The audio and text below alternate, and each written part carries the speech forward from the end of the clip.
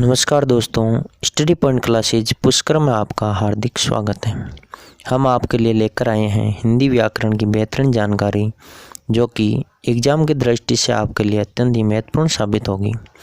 अगर आपको ये वीडियो पसंद आए तो हमारे चैनल को लाइक, शेयर एंड सब्सक्राइब करें तथा साथ ही बेल आइकन पर क्लिक करना ना भूलें, ताकि हमारे नए वीडियो के अपडेट्स आपको सबसे पहले मिल सकें। तो चलिए शुरू करते हैं आज का ये वीडियो। नमस्कार दोस्तों, स्टडी पॉइंट क्लासेज पुष्कर में आपका फिर से स्वागत है। हम संधि के भाग 8 में आज विसर्ग संधि पढ़ने जा रहे हैं और विसर्ग संधि का ये पहला भाग है। तो आज हम विसर्ग संधि पढ़ेंगे और इसकी परिभाषा और इसके प्रकारों के बारे में चर्चा करेंगे। तो चलिए शुरू करते हैं आज का ये वीडियो। तो देखेंगे सबसे पहले विसर्ग संधि की परिभाषा कि विसर्ग का किसी स्वर या व्यंजन से मेल होने पर विसर्ग में जो विकार यानी कि परिवर्तन होता है उसे विसर्ग संधि कहते हैं। यानी जो विसर्ग है, विसर्ग का किसी स्वर या व्यंजन से अगर मेल होता है तो वह विसर्ग में विकार यानी कि जो परिवर्तन आता है उसे हम विसर्ग संधि कहते हैं। यानी कि विसर्ग का स्वर या व्यंजन से मेल होने पर विसर्ग में जो विकार होगा उसे हम विसर्ग संधि कहेंगे। ये विसर्ग संधि की परिभाषा है।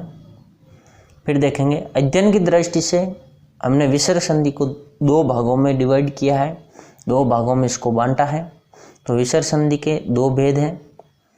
पहला है विसर्ग और घोष ध्वनि की संधि और दूसरी है विसर्ग और अघोष ध्वनि की संधि। पहली संधि विसर्ग और घोष ध्वनि की संधि, दूसरी संधि विसर्ग और अघोष ध्वनि की संधि। इसके अंदर हम पढ़ेंगे सबसे पहले विसर्ग और घोष ध्वनि की संधि कि विसर्ग और घोष ध्वनि संधि का क्या मतलब है। विसर्ग के साथ अगर घोष ध्वनि आती है तो उसमें जो परिवर्तन होता है तो हम उसे विसर्ग और घोष ध्वनि की संधि कहते हैं। तो इसके जो नियम हैं, इन नियमों के बारे में हम देखेंगे कि सबसे पहला नियम है, यदि अह के बाद ए आपको पता है सघोष ध्वनि है तथा सघोष व्यंजन हो।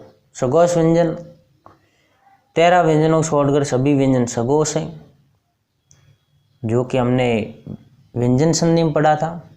वर का पहला और दूसरा और उसमें व्यंजन अघोष व्यंजन है और वर का तीसरा, चौथा और 5वां व्यंजन अर्धस्वर और स्वर, ये सभी सघोष ध्वनियाँ हैं। तो यहाँ पर लिखा है अगर अह के बाद ए यानी कि एक मूल स्वर तथा सघोष ध्वनि हो तो विसर्ग का ओ हो जाता है।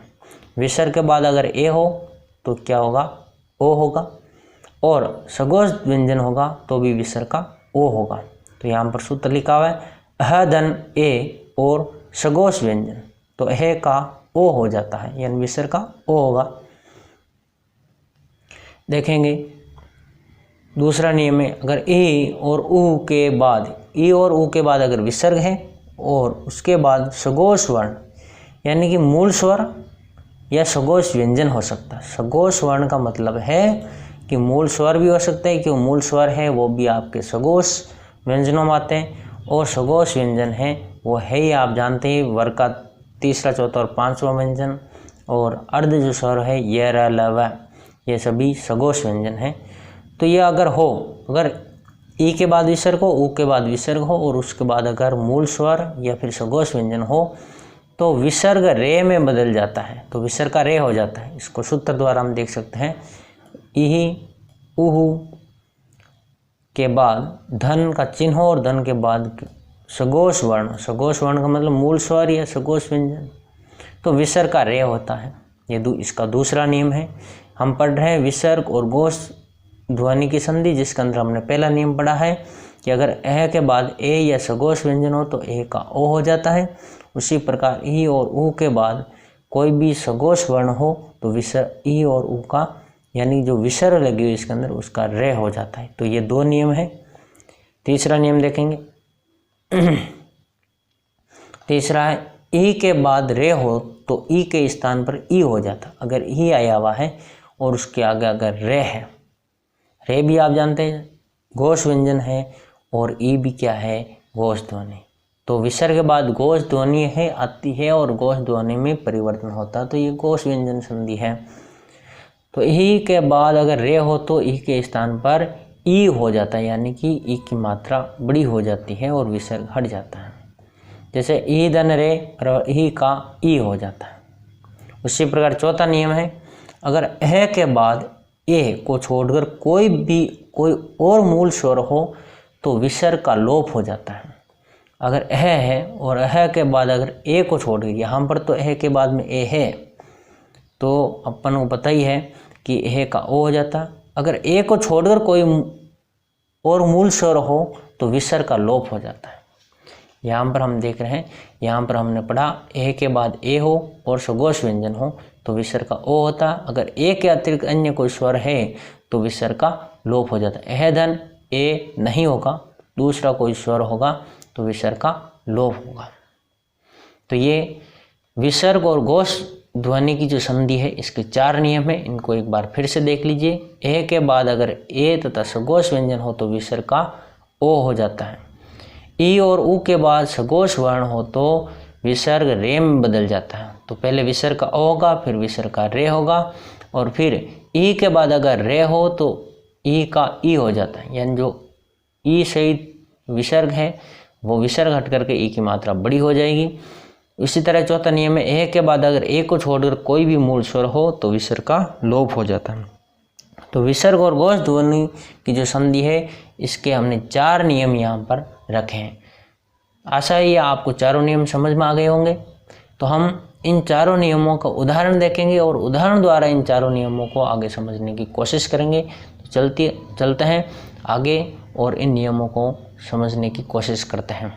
सबसे पहला जो नियम है, अगर अह है और अह के बाद ए या फिर सघोष व्यंजन है तो अह का ओ हो जाता है और ए का ये जो प्लुत स्वर है ये प्लुत स्वर हो जाता।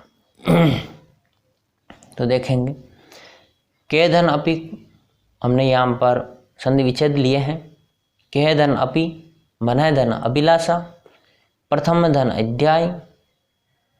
तो यहाँ पर देखिए कह धन अपि का को अपि विसर्ग का ओ हो जाता और इसके आगे जो ए आया हुआ है ये प्लुत स्वर में बदल जाएगा तो एक कॉपी हो जाएगा। मनः धन अभिलाषा, मनोभिलाषा, यहाँ पर जो विसर्ग है इसका ओ हो गया और ए का प्लुत स्वर हुआ है।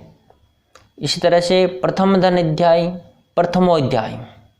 तो यहाँ हम देख रहे हैं जो के है के अंदर जो विसर्ग है उस विसर्ग का ए हो ओ हो रहा है तो को हो रहा है और ये जो ए आया हुआ है इस ए का यहाँ पर प्लुत स्वर हो रहा है। उसी तरह से विसर्ग का ओ और ए का प्लुत स्वर देख रहे हैं यहाँ पर।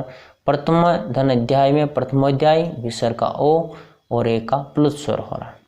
तो ये हमने यहाँ पर देखा कि ए का प्लुत स्वर और ए का ओ हो जाता है। अगला उदाहरण देखें, यसे धन दा। यहाँ पर देखिए ए नहीं आया हुआ है, यहाँ पर व्यंजन आया हुआ है। तपे धन बल, यहाँ पर विसर्ग के बाद में व्यंजन आया हुआ है।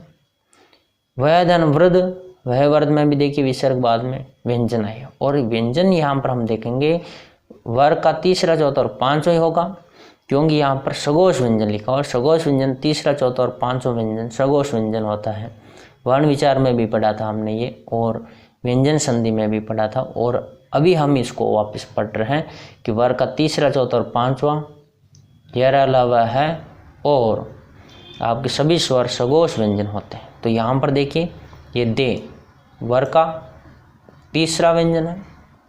ते थे वाला लाइन में 3 नंबर पर आता है। बे पे फे वाला लाइन में तीसरे नंबर पर आता है, तीसरा व्यंजन है और वह यह अलावा चौथा नंबर पर आता है। तो यहाँ पर हम ये देख रहे हैं कि दे ब और वह सघोष व्यंजन है और यहाँ पर विसर्ग है और एह के बाद है। से के अंदर एक ही मात्रा, तब पे के अंदर एक ही मात्रा और ये के अंदर भी एक ही मात्रा है।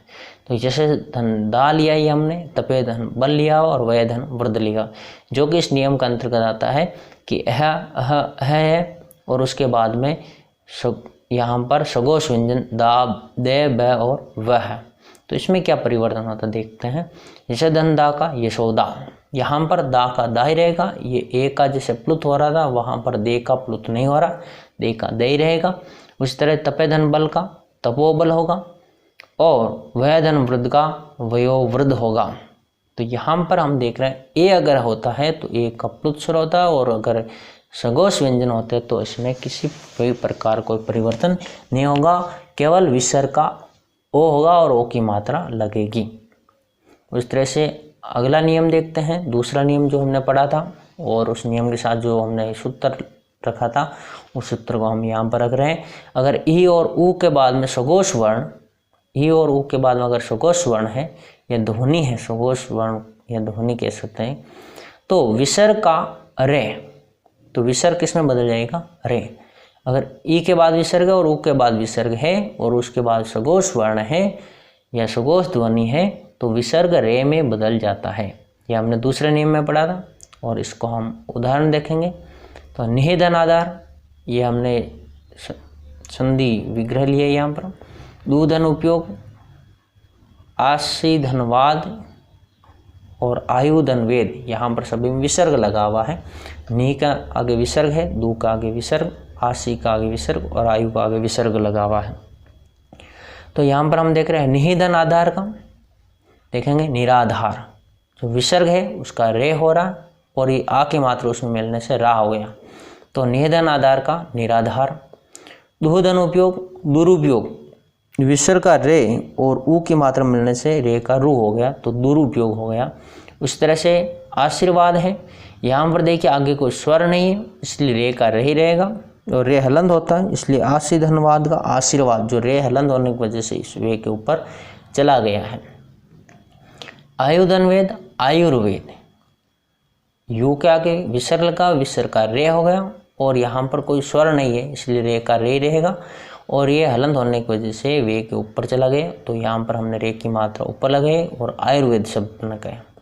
तो इसमें हम यहाँ पर देख रहे हैं विसर्ग का रे हो रहा है और ये आ जुड़ने से यहाँ पर ये रा हो गया। इस तरह से विसर्ग का रे और ऊ जुड़ने से यहाँ पर रू हो गया है। इसी तरह से यह जो विसर्ग है, विसर्ग का रे हो गया जो कि यहाँ पर ये रे लिखा हुआ और वाद का वाद है। उसी तरह से आयु के अंदर जो विसर्ग है उसका ये जो रे वेग ऊपर लगा हुआ है और वेद का वेद लिखा हुआ है। तो यहाँ पर हम देख रहे हैं ई और ऊ जो कि नी है, दू है, यहाँ पर भी हम ई देख रहे हैं और यहाँ पर ऊ देख रहे हैं। तो नी, दू, आशी और आयु, इनके बाद जो विसर्ग है ये विसर्ग रे में परिवर्तित हो रहा है और इन शब्दों का निर्माण कर रहा है जो कि पूर्णतः नए शब्द हैं। अगला उदाहरण देखेंगे, बहिधन अंग है, प्रादुधन भाव है, श्रीधन ईश है, धनुधन विद्या है। यहाँ पर हम देख रहे हैं पहले तो यहाँ पर ई की मात्रा, यहाँ ऊ की मात्रा, यहाँ पर भी ई की मात्रा और यहाँ पर भी ऊ की मात्रा है। तो इन मात्राओं के बाद में विसर्ग लगा हुआ है और यहाँ पर सगोश ध्वनि देखो ए है, ये भी भे तीसरा वर्ण है, ई जो कि स्वर है तो सगोश है ही, यहाँ पर वह है तो देखेंगे जो वह है ये भी आपके सगोश ध्वनि है। तो ये नियम की शर्त पूरी हो रही। तो अब इस नियम की शर्त पूरी होने पर शब्द का निर्माण कैसे होगा देखेंगे। बहिधन अंग का बहिरंग होगा, बहिरंग जो रे का विसर्ग हो रही और अंग की मात्रा इसमें लग रही तो बहिरंग हो गया। प्रादुधन भाव, प्रादुर्भाव, यहाँ पर स्वर नहीं है इसलिए जो रे हुआ विसर्ग वो ऊपर चला गया और शब्द बना है प्रादुर्भाव। इस तरह से श्रीधन इसका श्रीस होगा, श्रीस, तो श्री है श्री का श्री रह गया और जो रे है रे में ई की मात्रा जोड़ने से रीस हो गया, श्रीस। धनुर्धन विद्या, धनुर्विद्या, यहाँ पर कोई स्वर नहीं है, व्यंजन है इसलिए रे के अंदर किसी प्रकार कोई मात्रा नहीं लगेगी और ये रे ऊपर चला गया और धनुर्विद्या शब्द हो गया। तो यहाँ हम देख रहे हैं ई और ऊ के बाद में सगोश ध्वनि आने पर विसर्ग का रे हो रहा। तो ये दूसरा नियम, आशा आपको समझ में आया होगा। अब हम तीसरे नियम की तरफ आगे बढ़ते हैं। तो चलिए तीसरा नियम देखते हैं। अगर ए है और ई के बाद अगर रे है, ई और ई के बाद विसर्ग और विसर्ग के बाद जो धन का चिन्ह आता है उस चिन्ह के बाद अगर इस तरफ रे है तो ई का ई हो जाता है। पूर्व स्वर दीर्घ व विसर्ग का लोप, जो इसके पहले जो पूर्व स्वर है वो दीर्घ होगा और विसर्ग का लोप हो जाएगा। तो पूर्व स्वर ई होगा और ई का दीर्घीकरण होगा, तो ई आपके दीर्घ में बदलेगा, दीर्घ ई में, लघु जो ई है वो गुरु में बदलेगा और विसर्ग का लोप हो जाएगा। जैसे यहाँ पर हमने संधि विच्छेद लिए हैं, निहिधन रस, निहिधन रोग, धीधन रज। तो यहाँ पर निहिधन रस का देखिए नीरस हो गया, विसर्ग का लोप हो गया और ई की जो मात्रा वो बड़ी हो गई। उसी तरह से निहिधन रोग का निरोग, यहाँ पर भी ई की मात्रा बड़ी हो जाती है। धीधन रज का धीरज हो गया, धी धन रज का धीरज, यहाँ पर भी ई की मात्रा बड़ी हो गई है। इस तरह से हम देखते हैं निहिधन रज नीरज, निहिधन रंध्र निरंध्र और निहिधन रद का नीरद। तो ये भी देखिए यहाँ पर आपके रे आया हुआ है विसर्ग के बाद, यहाँ ई से विसर्ग से पहले ई है और विसर्ग के बाद रे है, तो विसर्ग हट करके ई की मात्रा बड़ी हो जाती है। इसी नियम के तहत हम देख रहे हैं निहिधन रज का नीरज, निहिधन रंध्र का निरंध्र और निहिधन रद का नीरद। तो यहाँ पर विसर्ग हट रहा है और ई की मात्रा बड़ी हो रही है, क्योंकि विसर्ग के पहले ई और विसर्ग के बाद रे आया हुआ है। तो अगर विसर्ग के पहले ई और विसर्ग के बाद रे हो तो ई का ई हो जाता है, जो छोटा ई है वो बड़े ई में बदल जाता है। इसको हम दूसरे रूप में कह सकते हैं पूर्व स्वर दीर्घ हो जाता है। जो विसर्ग के पूर्व का जो स्वर है वो स्वर ई होगा तो ई दीर्घ हो जाएगा। तो यहाँ पर ये बड़ी ई की मात्रा हमने लगाई। अब हम चलते हैं नियम नंबर 4, चौथा नियम है। यहाँ चौथा नियम हम देखेंगे, अगर विसर्ग के पहले ए है और विसर्ग के बाद ए के अतिरिक्त कोई अन्य स्वर है और मूल स्वर है तो विसर्ग का लोप हो जाता है। तो इसके हम उदाहरण देखेंगे। सद्यधन आलसी, अधेधन एव, यहाँ पर सभी में मूल स्वर आपको दिखाई दे रहे हैं। तपेधन उत्तम, तो यहाँ पर विसर्ग के पहले ए है, देखिए ये के अंदर ए है, या विसर्ग और ते के अंदर ए है और यहाँ विसर्ग और पे के अंदर ए की मात्रा है। तो सदैधन आलस्य का होगा सद आलस्य, यानी कि विसर्ग का लोप होगा और कुछ परिवर्तन नहीं होगा। सद्य धन आलस्य का सद आलस्य, अथे धन एव का अतएव, तपे धन उत्तम का तप उत्तम, तपोत्तम नहीं होगा, तप उत्तम होगा। क्योंकि अगर ए आ के बाद ऊ हो तो ओ हो जाता है, कि ये गलती कर देते हैं। तपे यहाँ विसर्ग है, तप नहीं है, तप धन उत्तम का तप उत्तम होगा, लेकिन यहाँ पर तपे है, विसर्ग लगा तो तप उत्तम होगा। इस तरह से अगला उदाहरण है यशय धन इच्छा, मनय धन उच्छेद और तपे धन इच्छा। यशय धन इच्छा का यशय इच्छा, मनय धन उच्छेद का होगा मन उच्छेद और तपे धन इच्छा का होगा तप इच्छा। यहाँ पर हम देख रहे हैं कि जो ये विसर्ग है और विसर्ग पहले ए की मात्रा है, विसर्ग पहले ए है और विसर्ग पहले ए है। यहाँ विसर्ग के बाद में मूल ई स्वर है या मूल ऊ स्वर है और यहाँ पर भी मूल ई स्वर है, तो विसर्ग यहाँ पर हट जाएगा और कोई परिवर्तन नहीं होगा। तो यहाँ पर यश धन इच्छा का यश इच्छा, मनय धन उच्छेद का मन उच्छेद और तपे धन इच्छा का तप इच्छा। यहाँ कोई परिवर्तन नहीं हो रहा, केवल विसर्ग हट रही, इसलिए यहाँ पर संधि है। विसर्ग यहाँ से हट रही है इसलिए संयोग न होकर के संधि है, क्योंकि केवल विसर्ग का परिवर्तन हो रहा और शब्द में किसी प्रकार कोई परिवर्तन नहीं हो रहा है। तो हमने यहाँ पर विसर्ग जो संधि उसका जो पहला प्रकार है विसर्ग और सघोष ध्वनि की संधि, सघोष व्यंजनों की या वर्णों की संधि में हमने ये 4 नियम पढ़े हैं। तो इस संधि के 4 नियम ही हैं। आगे जो दूसरी संधि है विसर्ग संधि की, दूसरा जो प्रकार है उसको हम अगले वीडियो में पढ़ेंगे। तो इसका दूसरा प्रकार है विसर्ग और अघोष ध्वनि की संधि। और विसर्ग और अघोष ध्वनि की संधि हम आगे के वीडियो में पढ़ेंगे। अभी हमने पढ़ा है विसर्ग और सघोष ध्वनि की संधि, और विसर्ग और सघोष ध्वनि की संधि में हमने 4 नियम पढ़े हैं और 4 नियमों को उदाहरण द्वारा समझा है।